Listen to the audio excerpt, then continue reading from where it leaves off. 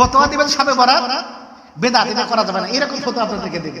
যে কোরআনেও নাই হাদিসেও নাই, এরকম ভাবে আপনাদেরকে বলবে কোরআনেও নাই হাদিসেও নাই।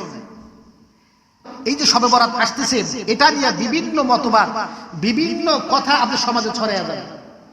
আপনাদের একটি গুরুত্বপূর্ণ কথা বলি, এই শবে বরাত আজ থেকে 1200 বছর আগে থেকে পালন হয়ে আসছে।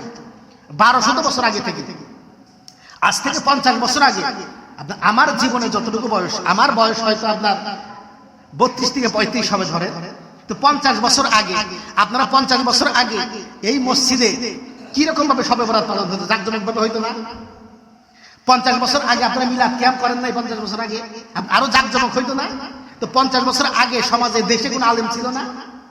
100 বছর আগে সমাজে দেশে কোনো আলেম ছিল না? আপনি এরা কি এই হাদিস কোরআন গুলো তারা জানতো না? জানতো কি জানতো না বলেন? তারা জানতো না? তো তারা এরকম ফতোয়া দিয়ে গেল। কিন্তু ইদানিং বর্তমানে কে এসে আপনাদেরকে এইরকম ফতোয়া দিচ্ছে? কে সমাজে এসে আমাদেরকে এইরকম ফতোয়া দেয়? এদেরকে চিনতে হবে।